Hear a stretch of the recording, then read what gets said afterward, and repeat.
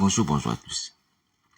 Le Seigneur Jésus dit à Jean, écrit à l'ange de l'église de Pergame, voici ce que dit celui qui a l'épée aiguë à deux tranchants. Je sais où tu demeures, je sais que là est le trône de Satan. Tu retiens mon nom, tu n'as pas renié ma foi, même au jour d'Antipas, mon témoin fidèle, qui a été mis à mort sur vous, là où Satan a sa demeure.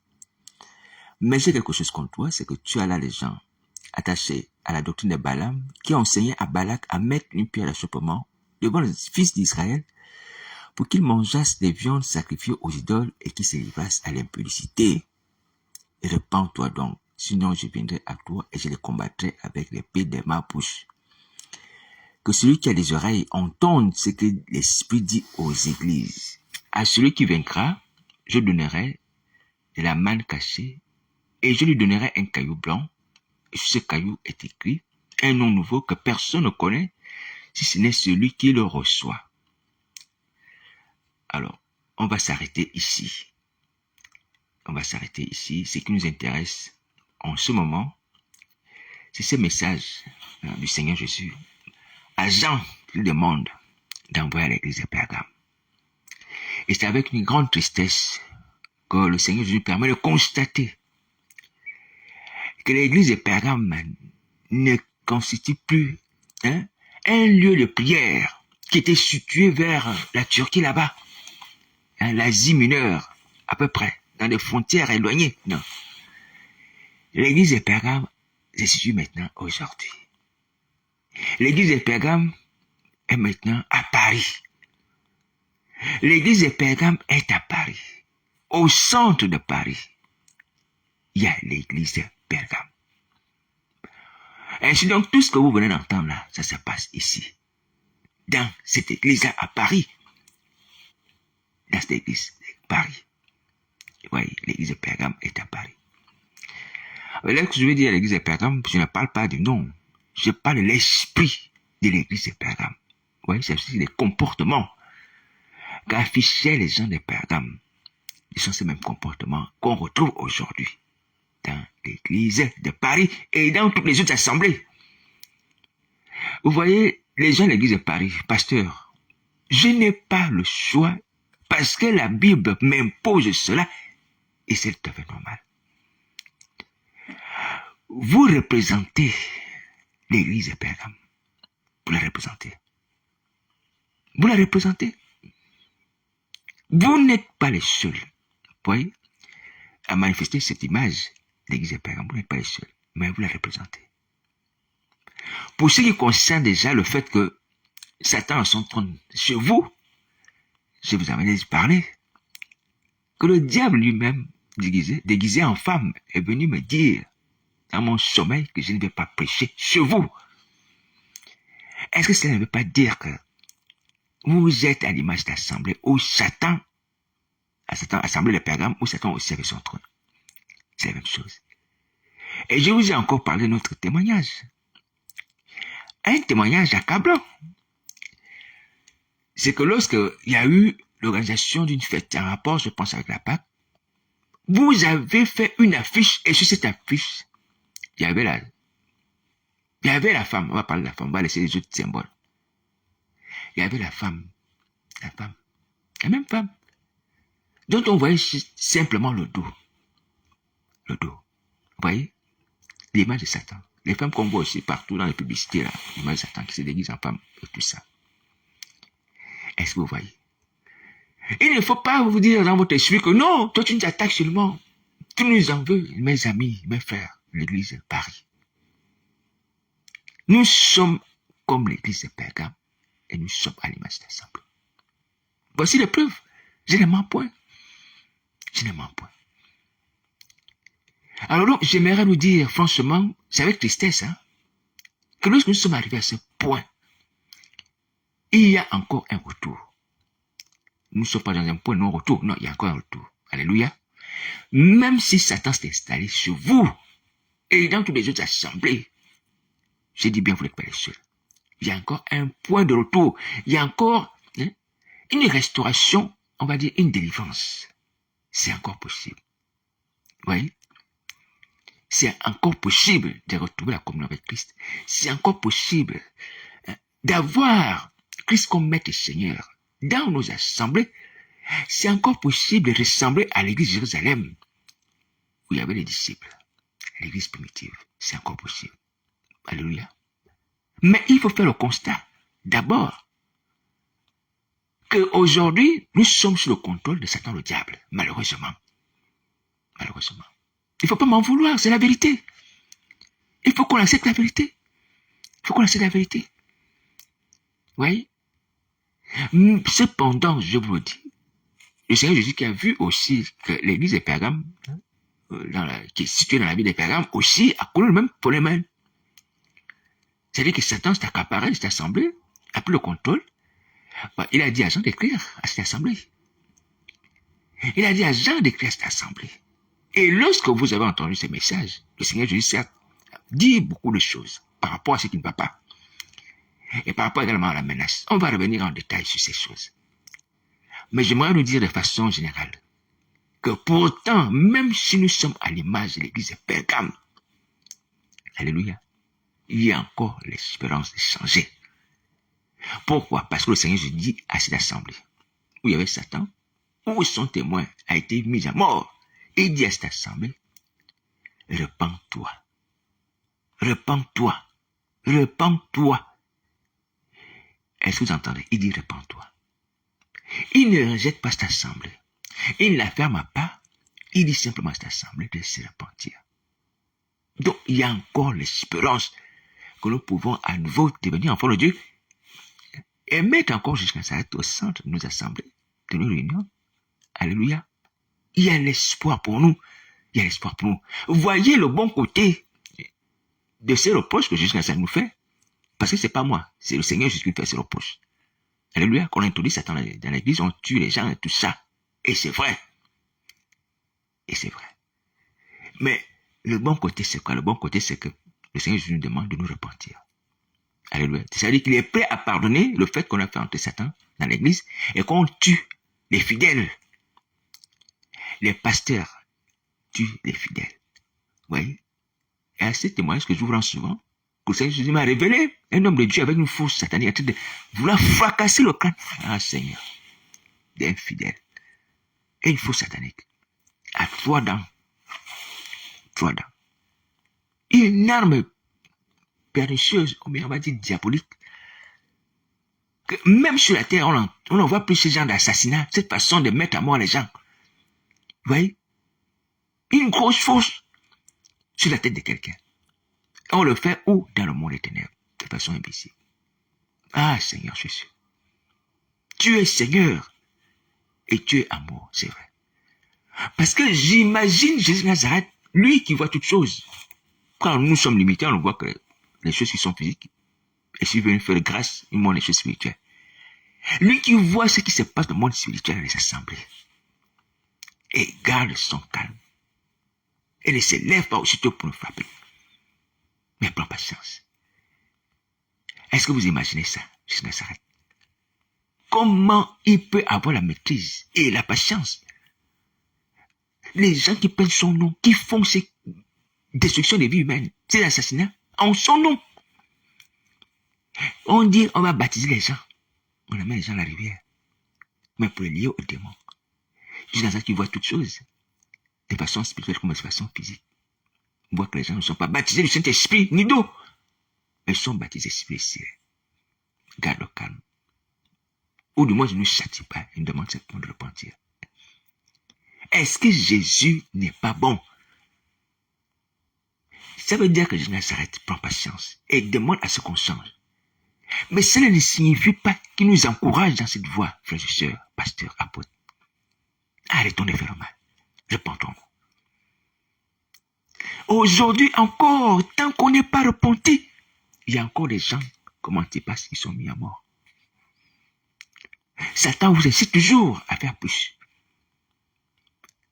Satan vous incite toujours à faire plus que les gens de Ninive, lorsqu'ils péchaient, Dieu va dire à Jonas, son serviteur, le péché de Ninive est arrivé jusqu'à moi. Le péché de Ninive est arrivé jusqu'à moi. Ça veut dire plusieurs choses. Mais ce qui est important à retenir, c'est que, en fait, le péché de Ninive a augmenté comme si c'était, ouais, un gratte-ciel qui va jusqu'au ciel. À peu près comme ça. C'est-à-dire que le péché de Ninive était devenu énorme, avait abondé en quantité. Vous voyez? De telle sorte que si on pouvait mesurer le péché de Ninive, ça pouvait être comme un gratte-ciel qui montait d'étage en étage, d'étage en étage, d'étage en étage, de façon symbolique, jusqu'à atteindre, hein, on appelle ça le premier ciel. Jusqu'à moi, jusqu'au premier ciel. On peut dire comme ça. C'est-à-dire que le péché de Ninive était devenu énorme. Et ils avaient multiplié les péchés. Est-ce que vous entendez? C'est-à-dire que nos péchés abondent aujourd'hui. Le nombre de crimes abonde. Le nombre de crimes abonde. Il faut arrêter. Et il faut arrêter. La délivrance est possible. La délivrance sorcière est possible. Pourquoi on s'entête? Excusez-moi. Pourquoi on s'obstine dans cette méchanceté-là? Le Seigneur est prêt à nous pardonner. Il est prêt à nous pardonner. À nous délivrer, je suis malin, délivrer de la présence de Satan. Et à nous protéger de Satan. Satan va s'élever parce que les gens l'ont servi. On connaît ses secrets et tout ça. On va les divulguer et tout ça.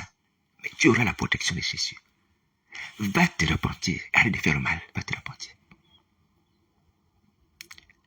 Je ne peux même pas parler des relations avec les humains. Est-ce qu'on ne peut encore avoir pitié de ces gens-là qui viennent de les assemblées chercher Jésus? Avoir pitié d'eux, dire que non, ça suffit, j'ai assez voilé les gens. Je suis maman pasteur, je vois les gens. Je suis en esprit. Quand les gens sont là, alignés à l'estrade, je viens les voiler. Toi qui es femme, le pasteur, tu fais ça. Tu ne peux pas t'asseoir et voir un peu que ces gens-là souffrent. Tu les regardes comme des femmes, vous voyez les femmes afghanes. Hein? Femmes afghanes qui sont voilées là. Vous voyez? Que des voiles sur le visage, comme ça. Donc tu veux que toute l'assemblée soit comme ça. Les visages des gens voilés comme les femmes afghanes, où on ne voit que les yeux. C'est comme ça. Et ça te fait pas, hein, en toi, ça ne te fait pas un peu de remords. Tu n'as pas un peu de remords. Ce ne sont pas les êtres humains. Ces gens-là, ils ne viennent pas à l'église pour recevoir la vie de Christ et ils vous font pas confiance, si. Et ils ne payent pas les dîmes, si. Et les offrandes, si. Et c'est comme ça que vous les remerciez. Vous les voilez. Vous obéissez à Satan. Vous fermez votre cœur. Vous devenez dur, comme la pierre. Réveillez-vous. Ayez un peu d'humanité. Ayez un peu d'humanité. Pleurez pour le mal que vous faites aux gens. Pleurez pour le mal que vous faites à Jésus. Jésus qui vous donne le privilège d'être appelé pasteur. Qui vous a permis d'avoir les privilèges, maison, voiture, autres, dîmes offrandes en son nom. Respectabilité devant les autorités, devant les peuples. Est-ce qu'on peut aussi pleurer de notre ingratitude? Est-ce qu'on peut pleurer pour ça? Pour ça. Est-ce qu'on peut aussi pleurer, troisièmement, pour également notre faim? Parce que là, le Seigneur Jésus, qu'est-ce qu'il fait? Il nous menace de mort. Il parle à l'église de Pergame. Il dit, voici ce que dit celui qui a l'épée aiguë à deux tranchants. L'épée aiguë à deux tranchants. On va revenir en détail sur ça. Il y a beaucoup de révélations là-dessus. L'épée aiguë à deux tranchants. L'épée, c'est déjà un instrument de mort. Est-ce que vous voyez? C'est-à-dire qu'on est menacé de mort. Est-ce que vous entendez ça? Est-ce qu'on ne peut pas avoir peur de Jésus? Est-ce que tu ne sais pas que Satan, le diable, tombe au nom de Jésus et fuit au nom de Jésus, disparaît au nom de Jésus? Tu ne sais pas ça? Ou tu ne vois pas ça? Pourquoi tu ne crains pas la colère de Jésus? Pourquoi tu ne crains pas sa colère? Satan, le diable qui donne les ordres là, fuit au nom de Jésus. Satan, le diable qui te donne les ordres là, disparaît à cause du sang de Jésus. Et tu ne veux pas craindre Jésus? Qui te menace avec une épée aiguë? Et tu vas encore les voler les gens, femme le pasteur, et tuer les hommes, pasteur. Tu ne crains pas Jésus, que Satan, le diable craint, que les démons craignent. Mais c'est pas possible. Soyons encore des êtres humains, ou même les êtres normaux. Pardonnez-moi. On ne peut pas te menacer avec une épée quelqu'un qui est aussi puissant que Jésus, au-dessus de Satan, le diable. Et toi, tu restes là, insensé, tu continues à faire le mal. Oh, tu veux au suicide, c'est ça? Tu acceptes de mourir. Tu acceptes de mourir pour le compte de Satan, le diable, c'est ça? Tu acceptes de mourir pour les intérêts de Satan, le diable. Le diable t'a fait tellement de bien que tu veux mourir pour lui. Pour ses missions, pour lui faire plaisir. C'est ça, tu as accepté de faire. Mais je ne comprends pas votre comportement. Mais si on l'analyse, ça peut être comme ça. Le diable t'a fait du bien, il était bon avec toi, ouais. Il t'a respecté et tout ça, il t'a élevé, il t'a pas rendu malade, ouais. Et tu veux mourir pour lui. C'est ça? Non, il faut arrêter la folie. Il faut arrêter la folie. Arrêtez la folie. Allez vous repentir. Allez vous repentir. Satan est méchant, il est mauvais, il vous humilie, il fait du mal. Personne ne doit défendre les intérêts de Satan. Personne ne doit défendre les intérêts de Satan. Il n'est pas dans son nom.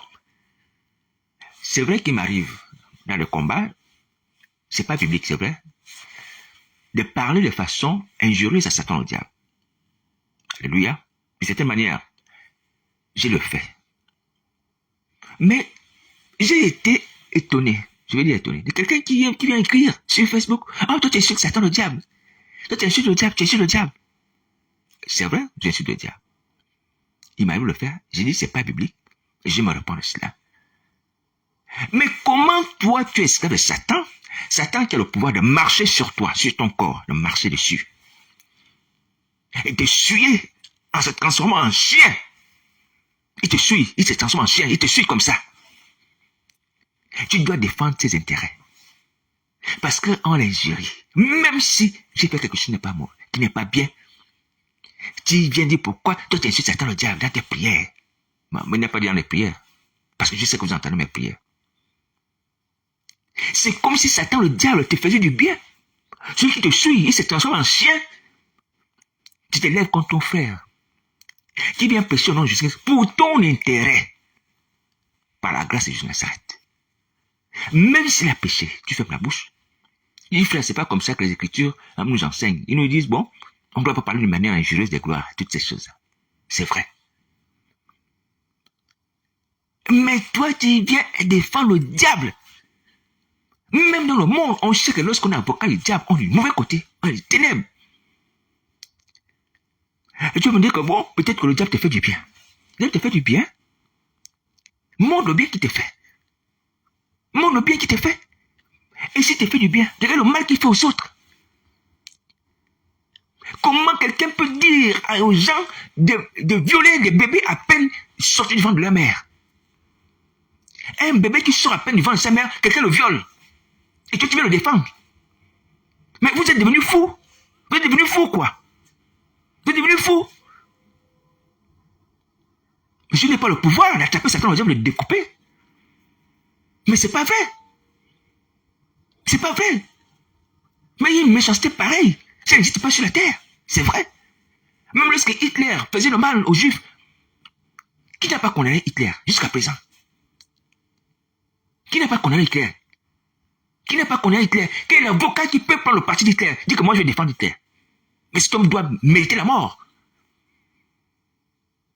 Mériter la mort. Et c'est ce que vous comptez faire. Pour certaines personnes, bien entendu, si qui veulent entrer dans cette logique-là, c'est pas possible. Violer un enfant sorti à peine du ventre de sa mère. Il enseigne ça aux gens.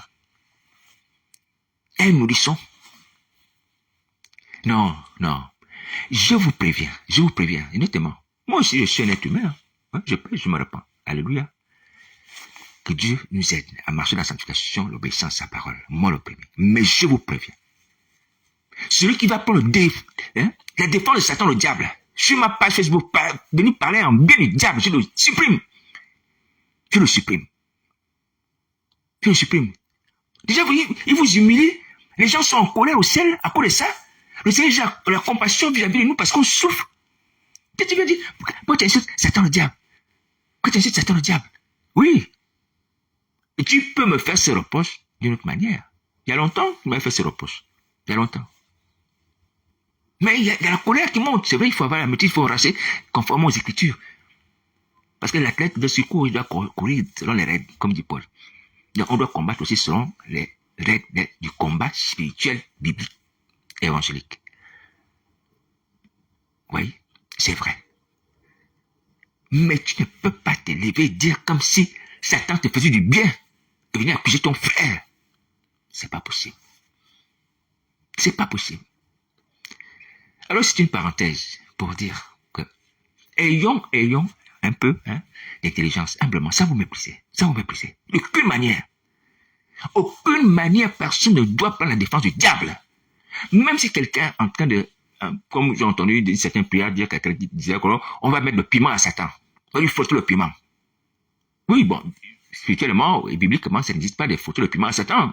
Vous voyez, quand les gens font les combats spirituels dans les assemblées, surtout en Afrique, le piment, foutre le piment à quelqu'un, c'est une façon de punir la personne. Vous voyez, parce que le piment pique sur la peau, au contact de la peau, ou au contact des yeux, des choses comme ça. Vous voyez. Bon, les gens se trompent, mais l'intention n'est pas, l'intention, c'est que les gens ne veulent pas de Satan.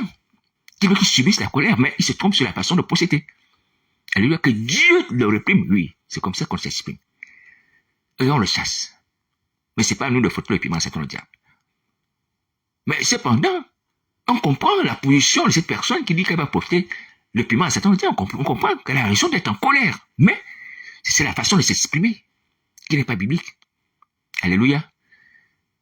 Voilà. Donc, je me vous avertir franchement, honnêtement, il faut arrêter ça. Il faut arrêter ça humblement. Nous sommes du côté de Jésus de Nazareth et nous combattons Satan le diable. Point final. Nous sommes du côté de Jésus de Nazareth et nous combattons Satan le diable. Mais il nous arrive de nous tromper, il nous arrive de dépasser les limites.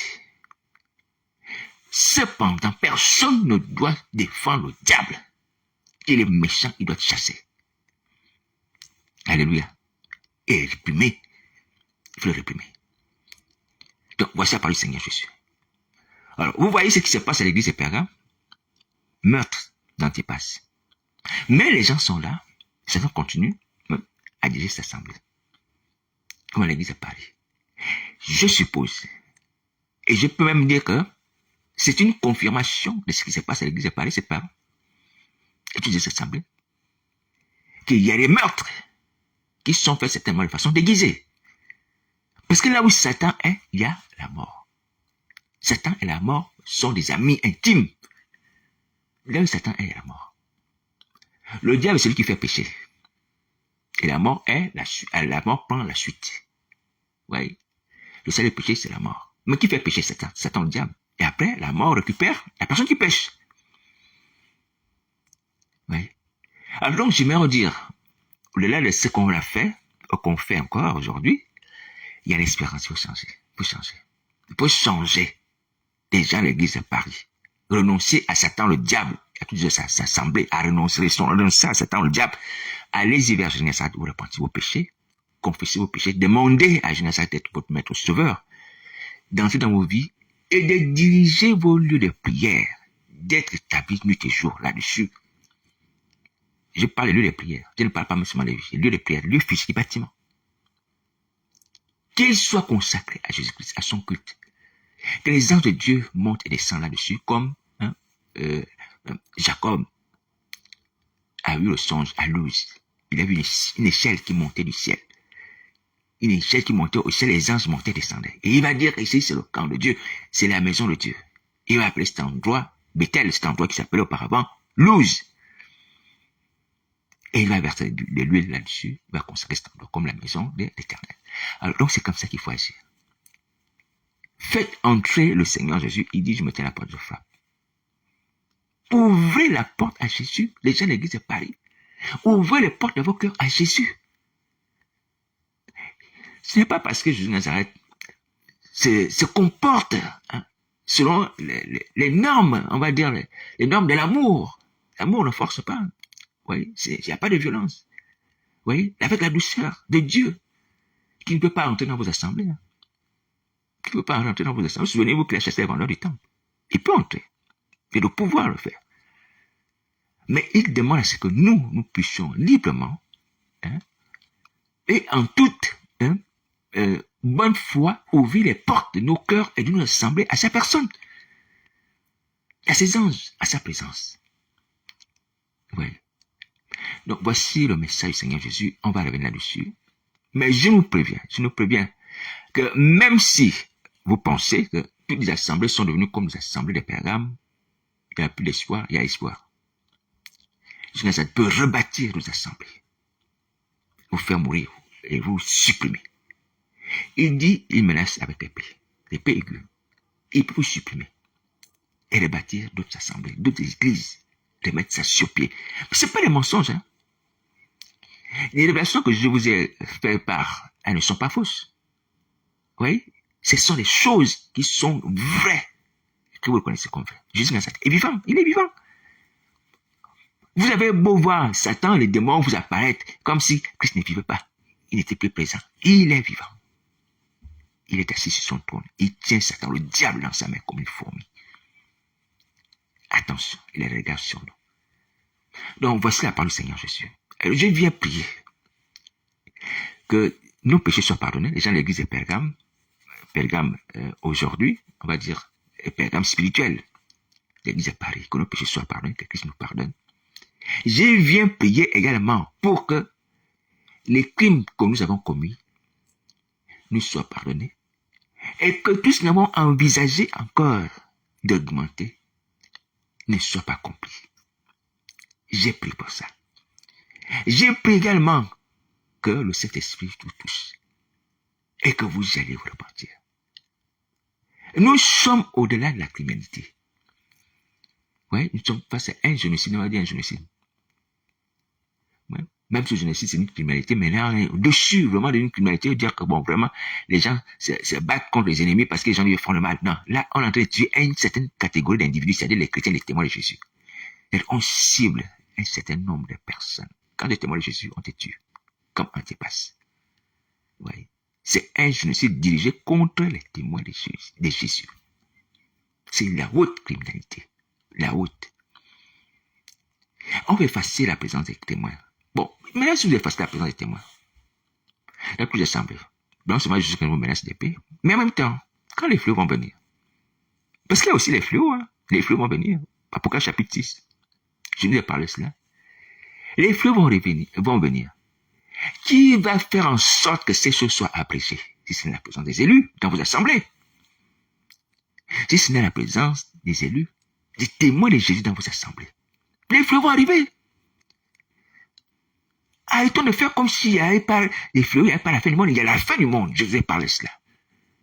Que le Seigneur Jésus m'a permis de voir ici en France des gens en train de courir par-ci, par-là, en cherchant à se cacher, n'osant pas regarder en haut dans le ciel.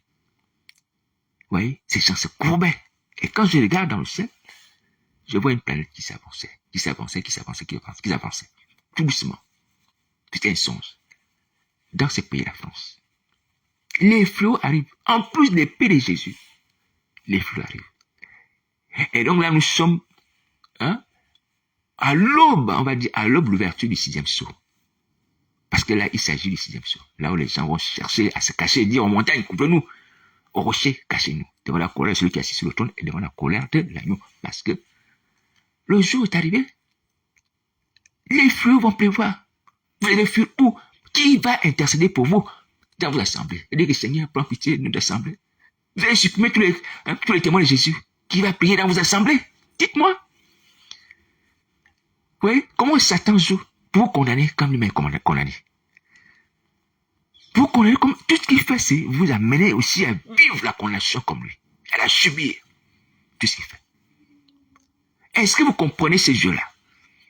Donc, allez vous repentir. Quittez le diable, quittez sa compagnie. Il est condamné au feu. Il va subir le feu, la colère de Jésus. Vous avez la grâce du pardon, comme moi. Allons-y ensemble nous repentir. Ah, Seigneur Jésus, allons-y ensemble nous repentir. Nous avons plus que les gens de Ninive. On a le sang de Jésus, on a le nom de Jésus, on a l'esprit de Jésus. On a plus que les gens de Ninive. Le sang, le nom, l'esprit de Jésus. On a la parole de Jésus. Qui nous dit, venez à moi, vous êtes chargés et fatigués. Si nous confessons nos péchés, les péchés nous pardonnent les péchés d'iniquité. On a des témoins de Jésus. Il y a certaines personnes qui sont comme Antipas, mais qui ne sont pas mortes. Qui ne sont pas mortes, qui sont encore vivantes. Il y a des personnes comme ça encore. et qui peuvent être des intercesseurs, ou prier pour nous, pour lui imposer les mains. Oh non, j'esprit malin de quitter, j'esprit le serpent, et prier pour que nous puissions avoir le Saint-Esprit. Il y a encore des gens comme ça. Pourquoi on se condamne? Pourquoi on se condamne? On arrête la collaboration avec Satan dans nos vies et dans les prières. On arrête également les meurtres. Il y a un autre péché que l'église de Pergame aussi commettait, c'était le fait qu'au milieu de l'église de Pergame, je vais revenir là-dessus, il y avait les gens qui professaient les doctrines de Balaam. Oui. Mais la pierre l'achoppement aux enfants d'Israël pour qu'ils mangent les viandes sacrées aux idoles, et puis c'est livrer l'impudicité. Ouais. En d'autres termes, amener les enfants d'Israël à pratiquer le satanisme. Voilà. Les viandes sacrées aux idoles, les viandes, peut-être la chair humaine. Ouais. Et coucher avec des démons, se coucher entre eux-mêmes, homosexualité, des trucs à 3, 4, des choses comme ça. Des trucs bizarres. Ouais. Avec des esprits impurs. Le satanisme en plein. Il y a des gens comme ça, qui ne sont pas chrétiens.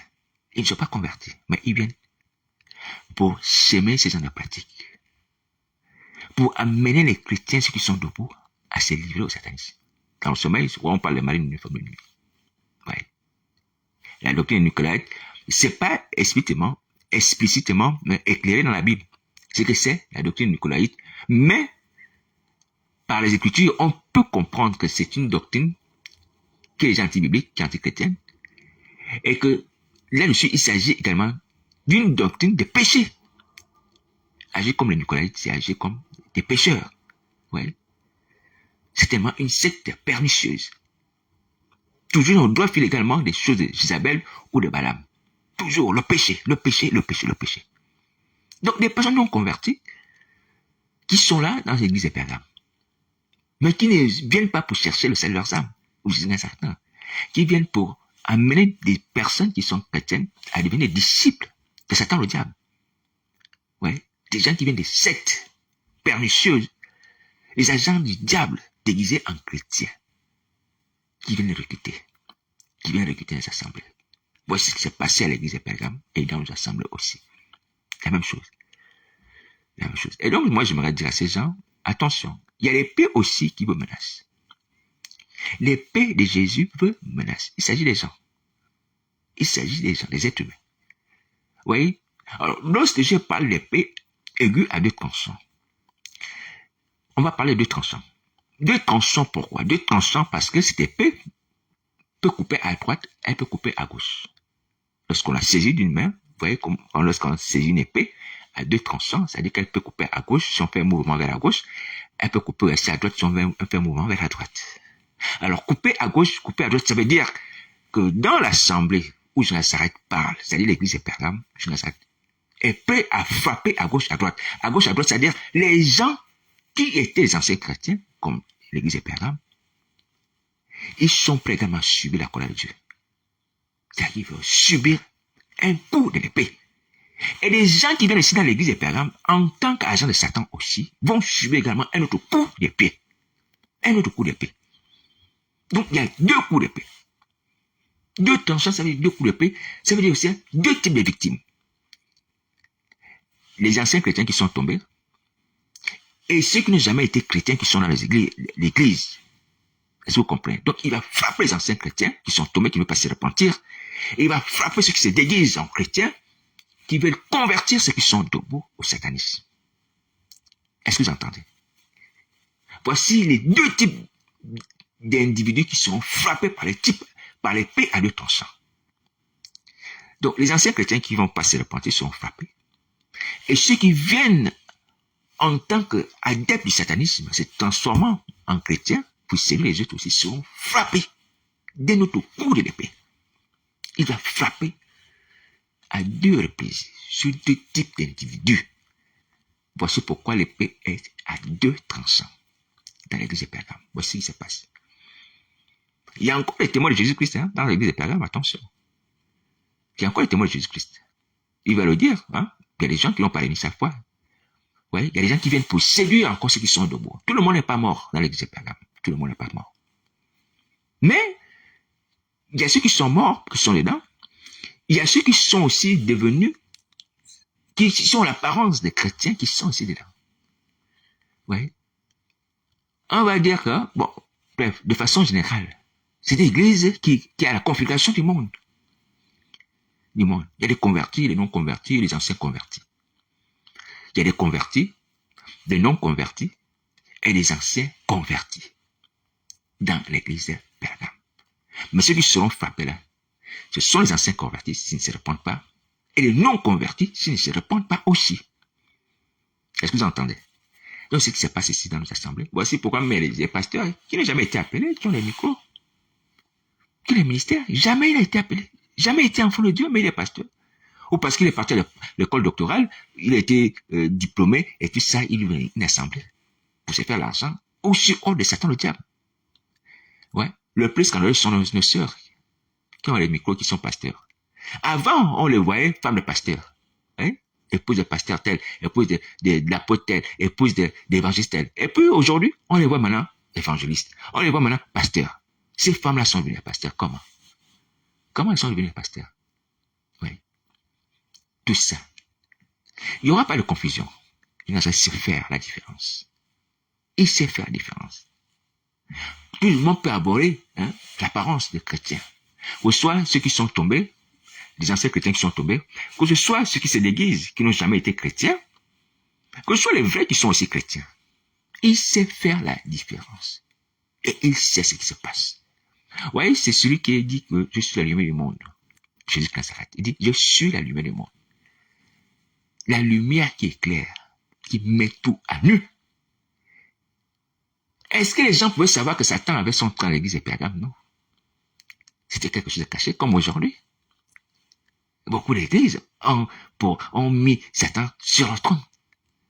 Mais comme je Satan la lumière, il met tout à nu. La lumière qui éclaire, les ténèbres, met tout à nu, tout ce qui est caché. Il révèle. Le meurtre d'Antipas révèle. Les gens s'est tellement pensé qu'Antipas est mort d'une maladie et que, voilà, ça arrive aussi qu'un chrétien tombe malade et comme Job aussi, à un moment donné, il a eu été éprouvé par la maladie. Ouais, des choses comme ça. Non? C'était un meurtre, un assassinat, un homicide dans l'église de Pergame. Ouais. Donc, il met à nu tout ce qui était caché. Tout ce qui était caché. Les faux chrétiens qui sont là, qui se prennent pour des chrétiens, qui n'ont jamais été convertis. Non, ce sont les adeptes de la doctrine de Balaam. Les adeptes de la doctrine de Nicolaïtes. Ce sont les Nicolaïtes. Oui. Là, il met tout à nu. Rien ne lui est caché. Donc, j'aimerais dire, frères et sœurs, vous qui m'entendez, on a beau mettre les masques, comme beaucoup de personnes prennent le masque chrétien, puis le masque même des surnoms. On a des surnoms, des beaux surnoms qu'on voit. Oui. Parfois, certains sont pompeux ou même ridicules. Archibishop, des choses comme ça. Peu importe. Mais sachez que Jonathan nous connaît, il nous voit. Arrêtons ça. Si on peut tromper les hommes, on arrive à le faire, c'est vrai. Mais on ne peut pas tromper Jésus. Il sait qu'on n'est pas converti, il sait qu'on est tombé. Arrêtons d'avoir le nom de Jésus dans ta bouche, comme si on était des chrétiens. Les pasteurs qui sont sur Internet, sur Facebook, là, spécialistes d'Internet, qui cherchent des vues, qui crient à tout bout de champ, sans avoir Christ comme maître et sauveur. Arrêtez ça. Vous êtes dans les sectes. Vous êtes dans les sectes. Vous êtes tombés. Repentez-vous. Repentez-vous. Pour vous être bien. Pour vous être bien. Donc, voici la parole du Seigneur Jésus. Si vous ne voulez pas le faire, vous serez punis. Vous serez punis. Comme il faut. Alors, je viens prier vraiment que le Seigneur Jésus empêche qu'il y ait encore des meurtres, des assassinats dans les églises. Aujourd'hui, chaque jour. Maintenant, si vous entêtez dans cette voie, vous vous obstinez. Que ce que Jonas a dit, j'ai compris. C'est-à-dire qu'il vous frappe l'épée de mort. Il vous frappe de mort. C'est juste. C'est juste. Il vous frappe de mort. Pourquoi on va mettre les gens, on va faire subir les gens la mort tout le temps, on va tuer les individus, les chrétiens, alors qu'on a la possibilité, nous, d'être délivrés des esprits malins qui nous ordonnent de faire ça. Satan, le diable qui vous ordonne de faire ça, peut libérer vos vies. Peut libérer vos vies. Et si vous ne voulez pas la délivrance, il va vous supprimer, c'est justice. c'est justice. Donc voici la parole du Seigneur Jésus, mais je vous assure honnêtement, les gens de l'église et pas toutes les assemblées, c'est avec tristesse. Ayez seulement un seul instant, pendant que vous entendez ces messages et sentiments humains. Mettez-vous à la place de Christ. Mettez-vous à la place des gens qui souffrent dans cette assemblée. Mettez-vous un peu à leur place. Et je suis sûr que par la grâce du Saint-Esprit, vous allez pleurer. Arrêtez de raisonner en vous-même. Mettez-vous à la place de Christ, qui voit comment vous détruisez son œuvre, qui voit comment vous profanez son nom, qui voit comment vous tuez les âmes qui viennent le chercher. Vous les voilez. Et mettez-vous aussi à la place de ces gens qui souffrent. Et quand vous les regardez, ils portent vos voiles, vos malédictions, tout ce que vous mettez sur eux. Oui. Mettez-vous un peu à leur place. Est-ce que c'est normal? Non. Repentez-vous, pleurez. On fait beaucoup de mal. Et regardez également vos âmes, parce que vos âmes vont brûler dans les temps de feu de soufre, là où les enchanteurs seront jetés. Pleurez pour ça, pleurez pour ça, pleurez pour ça. Bon, j'en ai terminé pour l'instant. Donc, si quelqu'un me contacter, mon téléphone c'est le 07 58 48 48 71. Je suis prêt à prier avec vous, si vous voulez. Mais je vous préviens que Jonathan est vivant. Il est vivant. Je ne suis pas en train de vous mentir. Jésus est vivant. Vous pouvez entendre sa voix comme vous entendez ma voix. C'est pas un fait dire que non, mais c'est simplement, c'est personnel, c'est réservé à certaines personnes. Non, Jésus est vivant. Il peut te parler. Il se révèle même à les gens d'autres religions. Hein. On entend que les gens dans certains pays où ils étaient en prison ont vu la manifestation de Jésus. Il est sauveur. Il va partout, les gens souffrent ou l'invoquent. Vous voyez? Et les gens qui ont prié, ils disent, Seigneur, si tu es vraiment le Seigneur, tu es vraiment le chemin, la vérité, la vie, le Fils de Dieu, manifeste à moi. Les gens de notre religion, et puis les gens certains manifestent à eux. Ils ont eu des témoignages. Les gens qui étaient musulmans ou d'autres religions hindous, à peu près comme ça, j'entends des témoignages. Il est vivant. Il est prêt à descendre, venir vous visiter, vous délivrer. Il donnait même un ordre depuis le ciel. Vous voyez? Il faut exercer la foi. Mais Jonathan est vivant. Alléluia. Voilà. Donc, arrêtons le péché, arrêtons le mal, la collaboration, le diable, la destruction des vies humaines. Et de nous déguiser. Nous déguiser. Parce que c'est là qu'il s'agit. Arrêtons de nous déguiser. Donc, je ne suis pas venu là pour nous humilier, les gens de l'église de Paris, hein, ni dire que toi tu es plus pécheur que moi. Non, je suis venu là pour que nous tous ensemble, nous puissions nous repentir. Nous puissions nous repentir. Arrêtons de penser parce qu'on est debout, on a l'esprit de sorcellerie, quoi. La vie nous est garantie, non? Aujourd'hui même, tu peux mourir. Parce que l'esprit de sorcellerie t'empêche, parce que tu es soumis et tu obéis, de te repentir. Et à cause du péché qui est en toi, tu peux mourir. Tu cours aller chercher l'argent. Tu ne t'es pas repenti de tes péchés. Mais tu peux mourir. Même pendant qu'on est en train de te donner les billets, les cet argent-là, paf, la mort peut te prendre. Parce que tu n'es pas repenti. Et c'est le péché, c'est la mort. Vous pensez que les gens sur lesquels est tombé la tour de Siloé, ils étaient en train de faire quoi? Certainement en train de s'occuper des choses du monde. Ils ne pensaient pas qu'ils allaient mourir. C'est ce que le Seigneur Jésus va dire. Les gens qui sont morts suite à tous l'effondrement de la tour de Siloé, certainement ils vaquaient les occupations, ou certainement les gens se réjouissaient, oh donc monsieur gagne beaucoup d'argent aujourd'hui, je vais bien manger, je vais faire ceci, cela, plein de trucs comme ça, paf. Et puis la tour tombe sur eux. Ils meurent. Ils meurent. Et c'est la mort. Oui.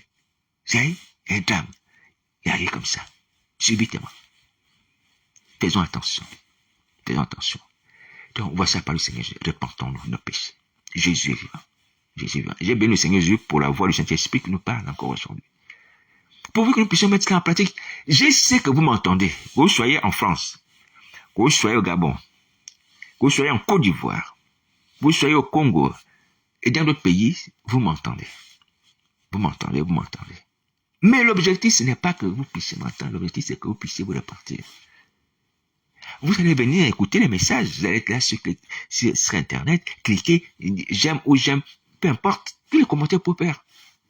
Cela n'est pas important tant que vous ne vous repentez pas de vos péchés. Alléluia. Tant que vous ne vous repentez pas de vos péchés. Et je ne cherche pas à avoir des lauriers, je ne cherche pas à avoir des félicitations. Non. Ce qui est important, que nous puissions sauver nos vies. Sauvons nos vies, et c'est possible. Je le redis encore la part du Seigneur Jésus. Ne laissez pas à Satan le soin de nous voler la couronne de vie. C'est ce que le Seigneur Jésus va dire. Regardez la couronne de vie. La couronne de vie, c'est la repentance. On a une couronne de vie. Si on se répand la couronne de vie, regardez le Seigneur Jésus, dans le texte de l'Église de Pergame, il dit quoi? Il dit que celui qui vaincra, il va hériter des bénédictions. Oui, il y a des bénédictions et des récompenses. Il dit celui qui vaincra, voilà, celui qui vaincra, et il aura quoi? Il aura la manne cachée. Ouais, il donnera la manne cachée à cette personne, il va donner un caillou blanc, et ce caillou blanc écrit un nom nouveau. C'est-à-dire ce sont des bénédictions. Et donc, tout ça, parce que tu auras vaincu quoi? Tu auras vaincu la peur de Satan. Parce que tu auras vaincu quoi? Parce que tu auras vaincu la crainte de la mort. Parce que tu auras vaincu quoi? Parce que tu auras vaincu la honte des hommes. La peur de Satan, la crainte de la mort, la honte des hommes. Ces trois ennemis-là. Et tu es capable de les vaincre. La peur de Satan, parce que tu vois, le Seigneur Jésus a dépouillé le diable. Il ne peut plus te faire peur. Pareil pour la mort. Celui qui croit en Christ ne mourra pas, mais la vie éternelle.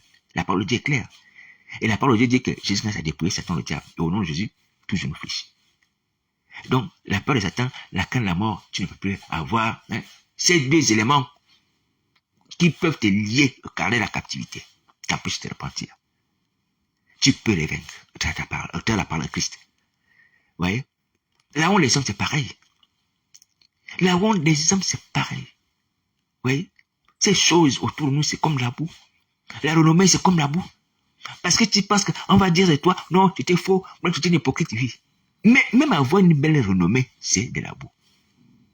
Dans ce monde, c'est de la boue, ça ne sert à rien. Ce qui est important, c'est d'être accepté par le Père. Fidèle serviteur qui honore la joie de son maître. Toi, tu cherches toujours à avoir honte parce que tu vas avoir une belle renommée. Non, non. Ils vont savoir, ils n'ont qu'à savoir. Oui. Donc, tu dois vaincre tes ennemis et tu peux les vaincre. C'est trois ennemis que j'ai cités. La peur de Satan, la crainte de la mort, la honte des hommes. Tu peux les vaincre. Vous pensez que le Seigneur Jésus qui est le Fils de Dieu, en qui le Père réside, et lui, il réside dans le Père, vient à la croix de Golgotha, mourir comme un brigand. C'est-à-dire de façon humiliante. La mort la plus humiliante, comme un brigand. Vous voyez? Comme un brigand. Il n'a pas été mis à mort de façon, on va dire, bon, quelqu'un est mort d'une maladie, il a donné sa vie au travers de la maladie et tout ça, non. Crucifié comme un brigand. On a craché sur lui. Le Fils de Dieu, adoré naissance. Est-ce qu'il a eu honte de subir ça? Injustement, pour sauver l'humanité, non. Et c'était un jour de fête, le jour de la Pâque. Vous imaginez, il y avait le public à Jérusalem ce jour-là, le public. Et on va le crucifier, oui. On le met sur une montagne, il soit bien visible. Et on écrit bien que celui-ci est le Fils de Dieu, en trois langues. Grec, latin, hébreu. Ouais. Satan a affiché, comment, oui, c'est vraiment le Fils de Dieu, pour mettre l'humiliation totale sur Christ. Mais accepté. Pour notre salut. Comment est-ce que tu peux avoir honte? Voici les choses qui nous fortifient, qui nous encouragent, dire que Seigneur, toi qui as accepté ça, en plein jour de Pâques, devant les milliers d'individus, sur une montagne, tout le monde te voyait crucifié, les gens même fuient. On l'a craché dessus et tu n'as pas eu honte. Et le Fils de Dieu.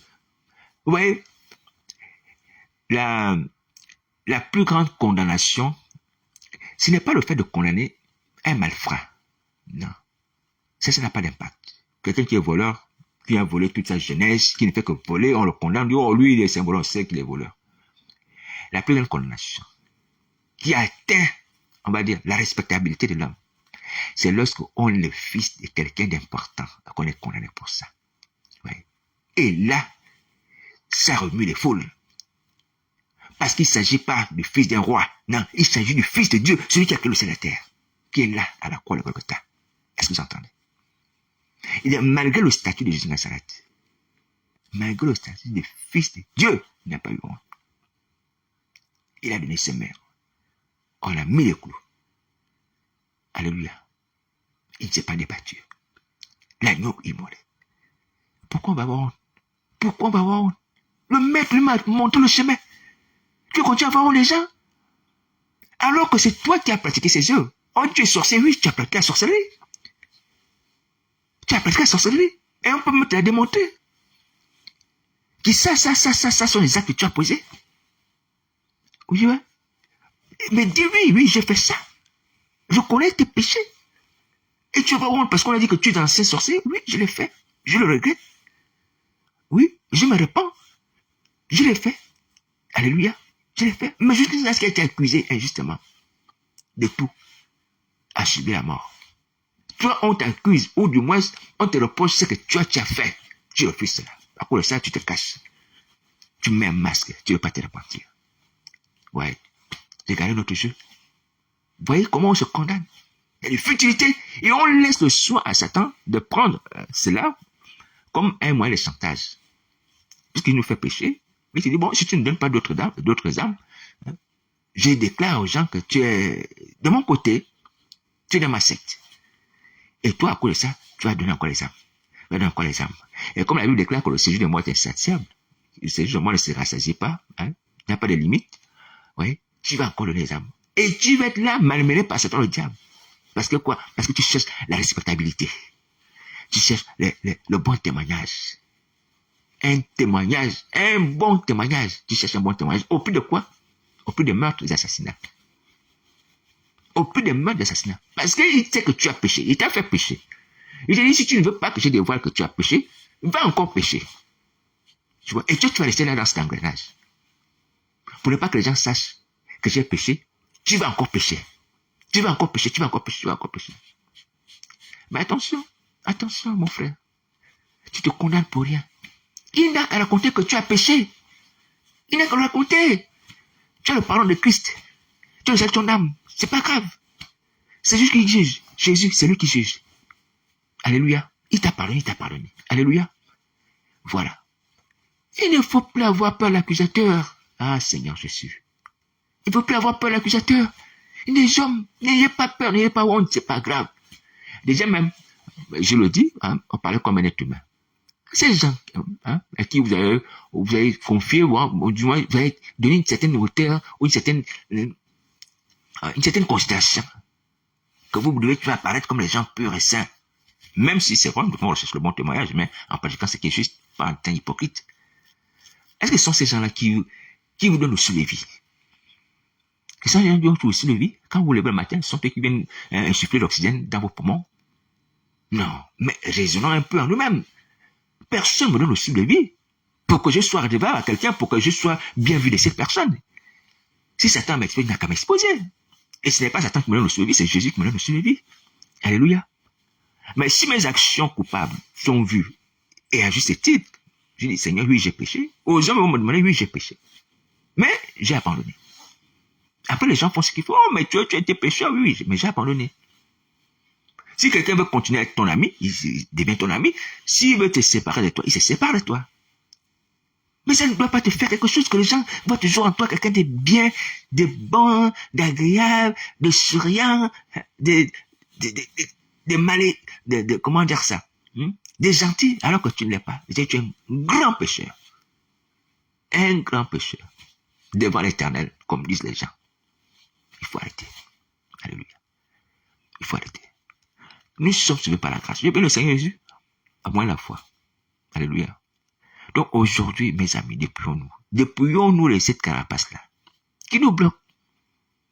Parce qu'on cherche le bon témoignage alors qu'on est pécheur. Et Satan se sert de ça pour nous faire chanter. Ouais, en politique, c'est ce qui se passe, quand vous voyez les gens en politique, là. Ouais. Si on veut bloquer quelqu'un, on sort une affaire. Quelqu'un veut se porter candidat, tac, on sort une affaire. Oui. Et puis, s'il recule, bon, on étouffe l'affaire. Oui. Le monde. Les choses du monde. Et vous voulez comme ça évoluer dans le christianisme? Non. Non. Tu es pécheur, tu te répands. Tu as péché contre les gens, tu demandes pardon. Alléluia. Maintenant, après, si les gens continuent à épiloguer là-dessus, à rappeler ça, c'est leur affaire. Marche avec Jésus. Marche avec la joie au cœur, la joie de ton salut, la joie de ton pardon.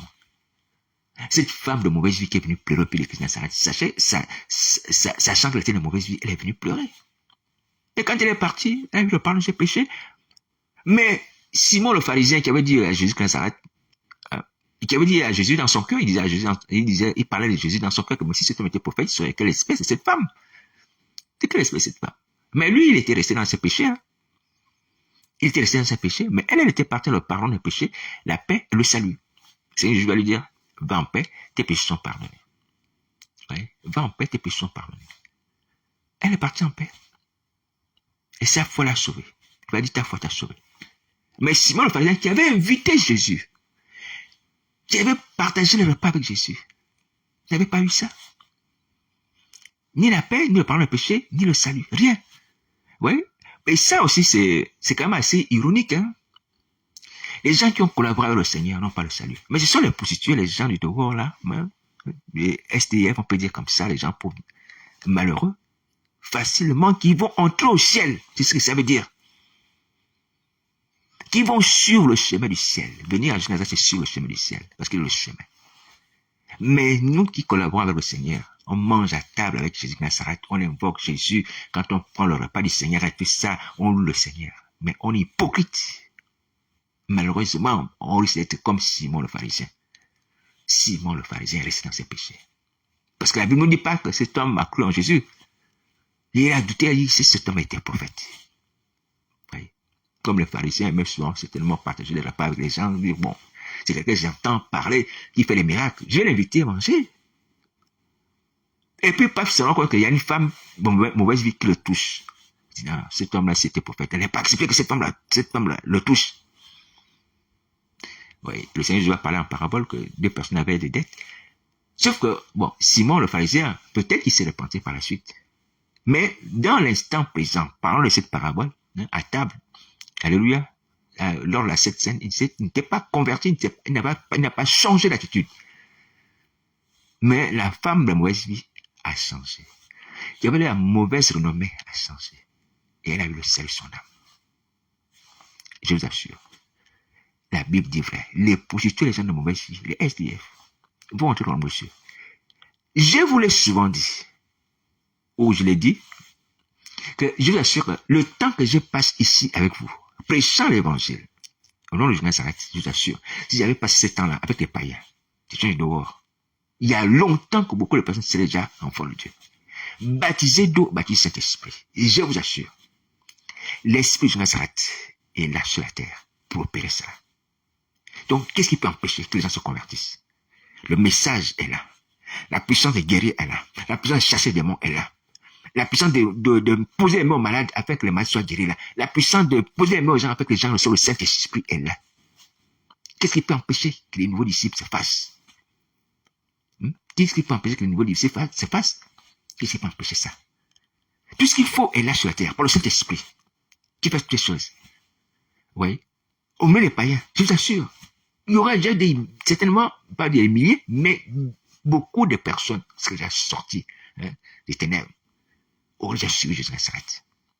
Auraient déjà suivi Jésus de Nazareth. Je ne sais pas ce qui vous attache au monde ou à Satan, le diable. Parce que vous dites que vous avez les ministères, vous avez des noms, vous avez la considération, vous avez les fidèles. Moi, je ne demande pas à quelqu'un de devenir mon disciple. Je ne demande pas à quelqu'un de devenir mon disciple. Parce que l'Église de Paris, à personne de devenir mon disciple. Non, je demande c'est pas compris, on soit délivré et chacun mène sa vie selon l'appel qu'il a reçu avec le Seigneur. Alléluia. Un peu comme Ananias, il vient prier pour Saul lorsqu'il reçoit la vision du Seigneur Jésus sur le chemin de Damas. Ananias dit à Saul, Saul mon frère, le Seigneur Jésus que tu as rencontré sur le chemin m'a envoyé pour que tu recouvres la vue et que tu sois rempli de Saint-Esprit. Ouais, Ananias fait ça, il prie parce qu'il a reçu la mission en vision. Ouais, et les gars, ils tombent des yeux de Paul, il est rempli de Saint-Esprit, il est baptisé par la suite. Et puis Ananias finit sa mission, il s'occupe d'autre chose. Ouais, et Paul va s'occuper de son ministère aussi. Et lorsqu'il va aller faire son ministère, il va partir à Damas, dans d'autres endroits, je crois en Arabie aussi. Ouais, on va pas parler d'Ananias, comme son père spirituel, comme ça, machin, non, il n'y avait pas ça. Simplement, chacun vient faire la mission que Christ lui a donnée par rapport au frère. Et je vous ai dit qu'on peut travailler enfin, on peut faire ce travail de délivrance en toute discrétion. Pas d'amour aux fidèles, si vous êtes un homme de Dieu, pas d'amour aux fidèles. Ayant les yeux sur le Saint-Esprit que Père, qui n'est pas sur l'homme, qui n'a pas d'argent, qui n'est pas important, qui n'a pas de nom, qui n'a pas d'église, qui n'a pas de fidèles. Mais ayant les yeux sur le Saint-Esprit qui agite ce rosier-là. On va dire, cette herbe fragile. Alléluia, sans concentration. C'est le Saint-Esprit qui doit vous attirer à aller vers de tels individus. Le Saint-Esprit, ce ne sont pas les consécrations d'autres matériels.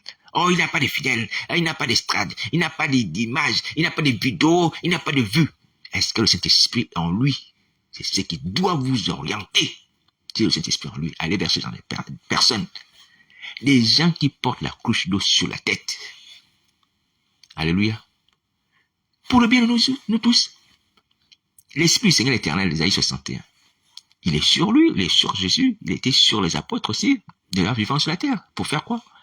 Pour annoncer la bonne nouvelle aux malheureux, guérir les cœurs brisés, proclamer la délivrance des prisonniers, la délivrance des prisonniers, la liberté pour les captifs.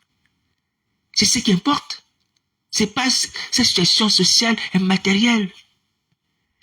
Et donc, vous allez conserver vos ministères, vous allez conserver vos statuts. Si vous avez été appelé.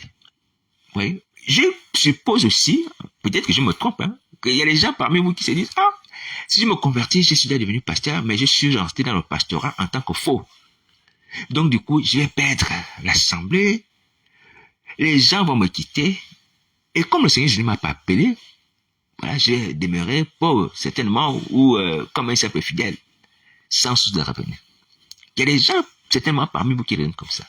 Alors là, si tu raisonnes comme ça, mais tu veux quand même quitter le monde éternel, appelle-moi, on va interroger le Seigneur sur la suite à donner par rapport à ton cas. Alléluia.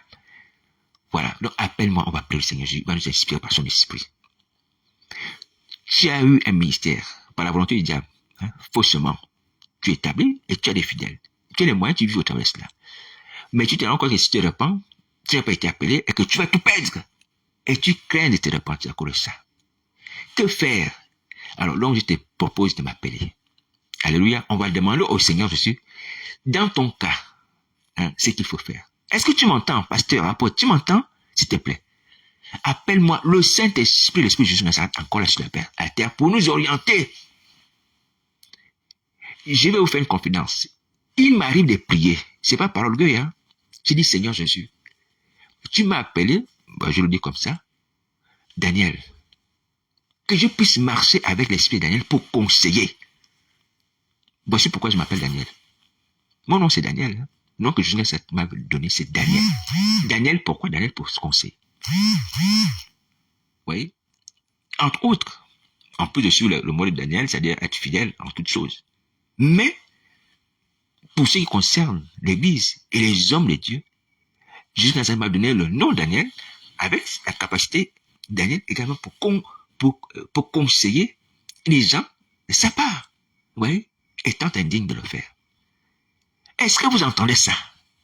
Il m'arrive de prier pour ça, dit Seigneur Jésus, que je marche avec l'esprit de Daniel, l'esprit de conseil, le Saint-Esprit, pour conseiller les gens, leur donner des vrais conseils, des bons conseils. Maintenant, si un autre enfant de Dieu, le Saint-Esprit, vous pouvez aller vers lui aussi, c'est pareil. L'objectif aujourd'hui, c'est d'avoir des bons conseils. Pourquoi on ne se perd pas? Tu ne seras pas perdant. Parce que le Saint-Esprit te révèle ce qu'il y a à faire. Tu as eu le ministère par la fausseté. Ok, tu es établi et tu as prospéré, tu as des églises par-ci, par-là, par-là. Bon, maintenant tu veux te repentir. Qu'est-ce que Christ va faire? On va demander au Seigneur Jésus ce qu'il a à faire dans ton cas. On va expliquer ça. Devant la face du Seigneur Jésus, il va nous donner la solution. Mais c'est ce que tu ne seras pas perdant. Alléluia, tu ne seras pas perdant. Parce qu'en jusqu'à là, il n'y a pas de perdant. Perdant au sens que lorsque tu viens à Christ et tu deviens malheureux, misérable. Non. Il va t'honorer. Déjà, tu vois, il dit, celui qui vaincra, il aura quoi? Il a la main cachée. Donc, il va te récompenser. Déjà que tu as quitté le monde éternel, tu as accepté d'avouer que tu es dans le faux, tu as exercé le ministère dans la fausseté, tu t'es établi dans la fausseté, tu as de l'argent pour qu'on vienne te consacrer. Je suppose. Ça peut être le cas. Les femmes qui ont donné leur corps pour qu'on les consacre, pasteur. Là, c'est même pas la peine. Pour vous, les femmes, c'est même pas la peine. C'est même pas la peine d'interroger le Seigneur dans ce cas. Même si tu es pasteur d'une grande église, la plus grande église du monde, tu es une femme, c'est même pas la peine, tu dois quitter le ministère. Laisse le ministère, laisse le micro, laisse tout. Tu laisses tout. C'est même pas la peine d'interroger le Seigneur par rapport à ça. Toi, tu dois rester assise dans les bancs. Est-ce que tu m'as compris, ma soeur, hein, et toutes les autres, celles qui s'appellent révérentes? Tu dois rester dans les bancs. Tu enlèves ton titre de révérente, s'il te plaît. Avec tout le respect, que Dieu te bénisse. Alors donc, pour les hommes qui ont été appelés ou qui n'ont pas été appelés, on va consulter le Seigneur Jésus lorsqu'il y a des questions difficiles. Alléluia. Voilà. Alors, donc, je ne dis pas que lorsqu'on n'a pas été appelé, qu'on exerce un ministère qui est florissant, c'est vrai. On cherche des démons au nom de Jésus, on profite au nom de Jésus. On a une vie d'iniquité, mais Seigneur, je veux me repentir. Je vais chercher à sortir de l'iniquité, ne plus être ouvrier de l'iniquité. Comment je dois faire? Mais les gens aussi qui m'observent, qui me considèrent comme un homme de Dieu, Jésus donnera la solution. Alléluia, il donnera la solution. Pour ce qui me concerne, c'est pas pour me glorifier. On va interroger le Saint-Esprit, l'Esprit Daniel, pour nous conseiller. De même pour ceux qui sont tombés. Tu es tombé, tu es dans ta vie ministère. Tu continues à exercer. Tu es tombé, tu sais que tu es tombé, tu continues à exercer. Toi, tu sais, ta situation, elle est claire, elle est simple. Tu te repens, c'est tout. Tu continues ta marche avec le Seigneur. C'est ce qu'il dit à l'église d'Éphèse. La lettre à l'église d'Éphèse dit que l'église d'Éphèse doit revenir à l'ancien amour. Ouais, que l'église d'Éphèse doit revenir à l'ancien amour qu'elle avait perdu. Donc, c'est repentir. Vous voyez, pratiquer les premières œuvres. Se souvenir là où elle est tombée. Donc, voici la solution. Donc, tu étais enfant de Dieu. Tu as été appelé par le Seigneur Jésus, tu es tombé. Alléluia. Voilà. Comment tu dois te comporter? Tu appliques ce que le Seigneur Jésus dit à l'église d'Éphèse. À l'église d'Éphèse. Alléluia. Maintenant, si tu veux plus de détails, tu peux aussi me contacter. On va prier ensemble et le Seigneur va nous éclairer davantage. Alléluia. Voilà. Donc, que Dieu nous aide. Il y a beaucoup de choses qui nous concernent. Il y a des complications qui nous sont arrivées. Des liens partout. Comme le psalmiste pour le dire. Les liens de la mort m'avaient environné. On a beaucoup de liens de la mort. Parce qu'il y a des gens parmi nous, même seulement, ils ont perdu des ministères. Ils ont été maintenant des faux pasteurs. Mais ils ont encore marié des mauvaises femmes. Pardonnez-moi, mes sœurs. Quand je parle de mauvaises femmes, après, ils ont fait des mauvais mariages. Et ils ont fait des mauvais mariages. Et ils ont fait des enfants. Et il est pasteur. Il a fait mauvais. Vous savez que Satan nous amène toujours dans des complications, nous lier de façon en sorte que nous ne puissions pas nous en sortir. Vous voyez? Mais il y a une solution en Jésus-Christ. Alléluia. Il y a une solution en Jésus-Christ. Jésus-Christ est le Sauveur. Donc, si tu es dans ce cas, tu es pasteur, tu exerces un ministère, et Satan, le diable, sachant que tu es tombé, t'a mené même à épouser une femme qui n'était pas ta femme, qui n'était pas la femme de ta vie. Parce que Satan veut que tu sois lié comme le condamné dans tout ce qui est mauvais, dans tout ce qui n'est pas en accord avec ta destinée.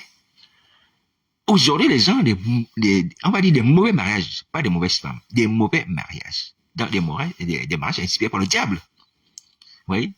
Quand il veut agir comme Dieu, c'est lui qui t'a choisi la femme maintenant. Ouais, il veut agir comme Dieu dans ta vie. Il y a des gens comme ça. Alors, dans ce cas, je t'ai pris aussi de me contacter. On va appeler le Seigneur Jésus. Son esprit va nous révéler comment régler cette affaire. Alléluia. Est-ce qu'il faut se séparer de cette femme avec qui certainement on a eu les enfants ou pas? Est-ce qu'il faut la garder? Est-ce qu'il faut ceci? Est-ce qu'il faut faire cela? On va prier le Seigneur Jésus. Alléluia. Mais dans tous les cas, sachez que Jésus de Nazareth est la solution. Jésus-Christ de Nazareth est la solution. Alléluia. Il est le Sauveur. C'est pour ça qu'il s'appelle Jésus. Ça veut dire Sauveur. Ça veut dire qu'il nous sauve de toutes les situations, même compliquées. Des situations compliquées, inextricables où tu ne peux pas t'en sortir. Tu es lié partout. Oui. Mais Jésus va trouver la solution. Et tu seras heureux. Et cette femme que tu as épousée, qui n'était pas la volonté de Dieu, c'est aussi heureuse. Alléluia. Il trouvera la solution, ne vous inquiétez pas. Les ruses de Satan, certes, elles sont efficaces vis-à-vis des hommes, mais vis-à-vis de Christ, c'est sans effet. Parce que le Seigneur Jésus a la capacité de détruire ça et de changer les cœurs des hommes. C'est lui le Père des esprits. Et il peut changer ton cœur. Il peut changer le cœur de cette femme. Oui. Il peut amener que les choses nouvelles puissent s'établir entre vous. Il peut amener les gens à changer de nature. C'est vrai qu'on parle de la nouvelle naissance. C'est-à-dire que l'individu demeure toujours l'individu, mais son attitude change, son comportement change. Et son esprit qui vient sur la personne fait que la personne devient une personne agréable à Dieu. Donc, du coup, si c'était un mari qui n'était pas pour toi ou une femme qui n'était pas pour toi, pour tout ce qui concerne les faux mariages, les mauvais mariages, le Seigneur Jésus peut arranger toutes choses. Alléluia, il peut arranger toutes choses. Il peut arranger toutes choses. Donc, il faut venir, vous prenez contact avec moi, ou vous allez voir un frère du Saint-Esprit. De façon vraiment factuelle, de façon visible, prenez contact avec un homme de Dieu, qui est le Saint-Esprit. N'hésitez pas là. Parce que je sais que le Satan, le diable, agit comme ça. Il amène à faire des faux mariages, des mauvais mariages. Tu es un vrai pasteur, tu es encore célibataire, tu as reçu l'appel et tout ça, mais tu n'es pas encore marié, et puis paf, tu tombes dans l'apostasie. Et il va t'amener à faire quoi? Un mauvais mariage. Forcément. Parce que lorsque tu es dans l'apostasie, tu n'épouses pas celle que jusqu'à ça t'a prévu pour femme. Hein? Ou alors, si tu l'épouses, c'est pour la convertir également au satanisme ou dans l'apostasie. Vous voyez? Il y a beaucoup de cas comme ça. Mais c'est possible avec Jésus Nazareth de régler tous ces problèmes. Alléluia. Voilà, donc voilà pourquoi je vous dis, mes frères et sœurs, si vous voulez, on peut régler tout ça. Mais n'allons pas au pied de Jésus Nazareth dans le grand jour, quand il va arriver, avec des situations non résolues. Des situations dans les ténèbres. Tu sais que tu as envoûté cet homme de Dieu pour devenir ton mari. Tu as envoûté, tu as fait la magie. Tu es une seule église, tu as fait la sorcellerie, tu as fait la magie. Il est devenu homme de Dieu parce que comme il était faible, il est tombé, Mais tu as gardé ça dans le cœur. Tu l'as envoûté, tu as gardé ça dans le cœur. Il est devenu ton mari, il est devenu, voilà. Tu es devenu maman pasteur. Vous avez fait le ministère ensemble. Mais tu n'as jamais avoué à cet homme de Dieu que tu avais fait la magie pour qu'il t'épouse. Ça existe aussi. Mais vous allez vous trouver devant le trône de Jésus Nazareth. Il va être trop tard. Quand tu vas mettre à nu tout ça, tu seras condamné, ma sœur. Tu seras condamné. Alors, c'est le moment de prendre des dispositions pour régler toutes ces choses devant la paix du Seigneur Jésus. Alléluia. Donc, les femmes qui envoûtent les enfants de Dieu pour qu'ils les épousent, attention. Si vous avez déjà eu des maris comme ça, il faut repartir. Régler ça devant la paix du Seigneur Jésus. Dis, Seigneur, j'ai péché, j'ai fait ça. Si tu l'as fait par amour, c'est autre chose. Si tu l'as fait parce que tu voulais aussi que cet homme ait la sorcellerie, ça c'est autre chose.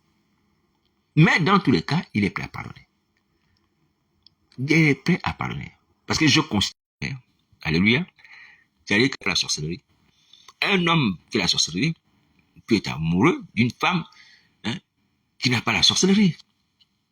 Sans interférence satanique, sans que Satan lui donne un ordre, va séduire cette personne pour l'amener au satanisme. Parce que vous êtes des êtres humains.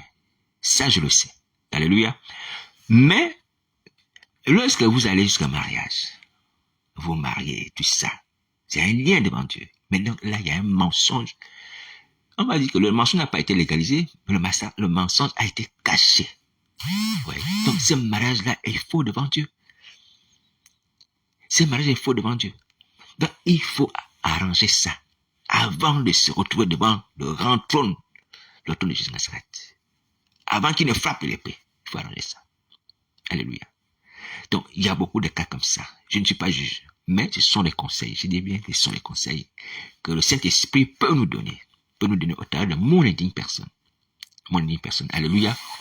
Voilà. Donc, voici la parole du Seigneur Jésus. Il faut se repentir.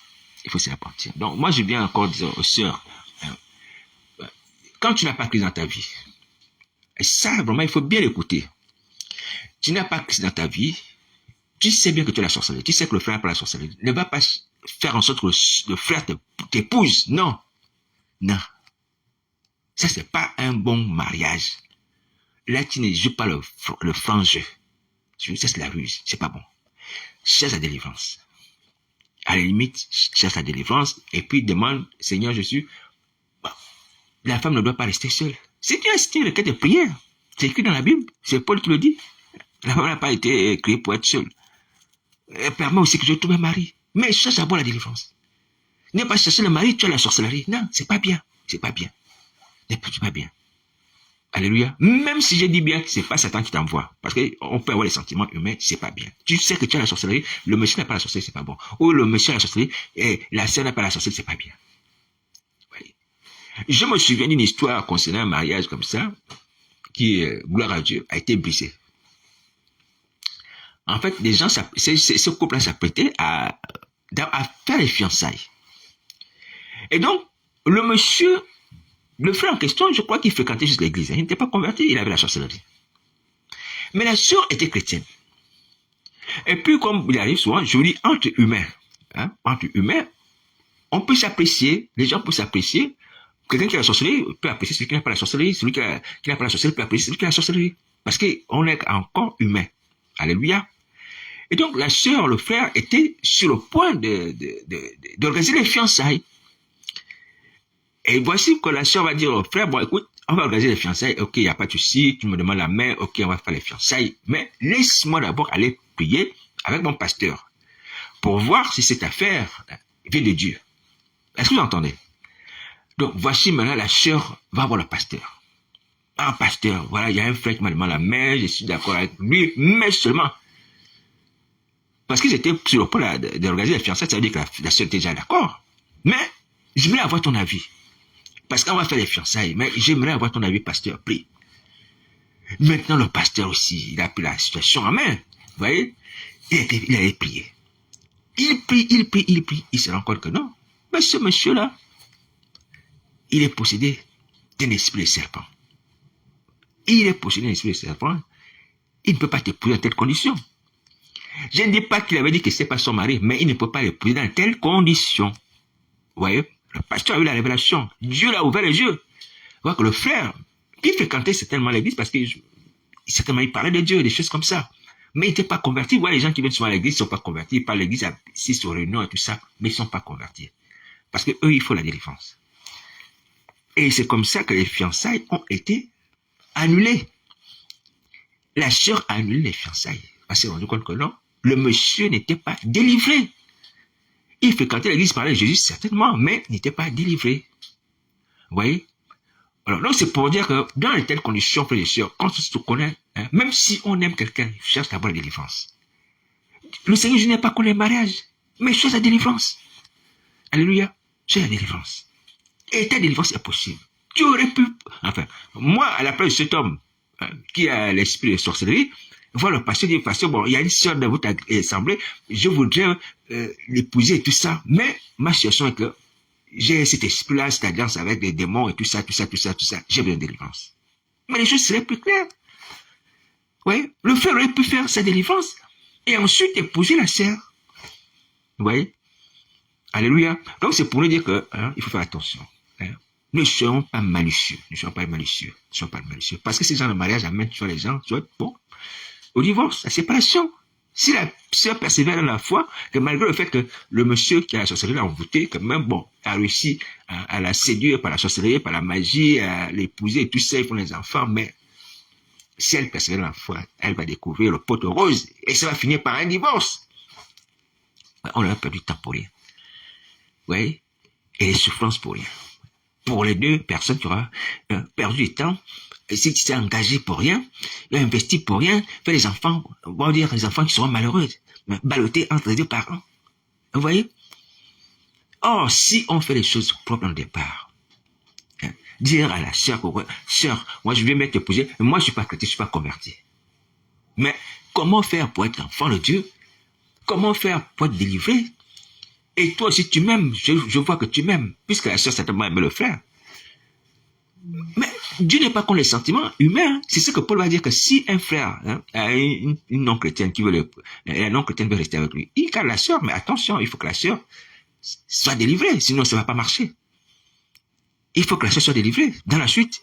Et pareil pour si la sœur est un non-chrétien qui veut demeurer avec lui, mais il faut que le non-chrétien soit délivré dans la suite, sinon ça ne va pas marcher. Alléluia. Mais dès le départ, s'ils ont des sentiments sincères, alléluia, ça peut marcher, mais il faut faire la délivrance.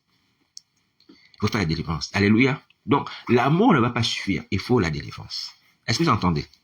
Donc, voici la parole du Seigneur Jésus pour que nous puissions éviter les rues du diable qui nous amènent les séparations, les scandales ou les divorces dans les églises aussi sont en train de se multiplier. Vous voyez? Et c'est pas normal. Parce que quoi? Parce que Satan, c'est ainsi comme dans l'église de Pergame.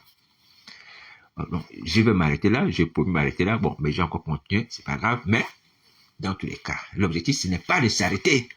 Sans résultat, il faut s'arrêter lorsqu'il y a un résultat. Voici pourquoi Jonas a cessé d'annoncer la repentance quand les gens de Ninive sont repentis. Alléluia. Il faut que ça s'arrête. Quand les gens seront repentis, c'est que Jonas a vu. Et au bout du temps qu'il nous aura fixé, il ne faut pas oublier qu'on a un temps. Les gens de Ninive avaient 40 jours. On a un temps. Attention. Donc, voici la parole du Seigneur Jésus. Je me tiens à la disposition des gens qui veulent prier. Hein. Prenez contact. Mon numéro de téléphone, c'est le 0758 48 711. On va prier le Seigneur Jésus. Alléluia. Voilà. Donc, j'ai parlé des exemples, bien sûr, et tout ça, et qui voulaient se marier, un frère qui n'était pas élevé. Je ne vise personne. Je suis en train de parler de façon générale. Hein, mais ce qui se passe dans l'assemblée. Alléluia. Voilà. Donc, je viens encore préciser que ce message est dirigé à tout le monde. À l'église de Paris, à toutes les assemblées aussi qui sont comme l'église de Paris. Voilà, je ne suis pas juge, je ne suis pas là pour condamner les gens, ou pour punir les gens. Vous voyez, moi aussi, j'ai besoin d'exhortation. Alléluia. Voilà, donc j'aimerais le dire encore et répéter que le temps est en train de passer. On n'est pas là pour entendre les exhortations, ni tes jours ou tout le temps. On est là pour nous repartir selon le vie. Bon courage.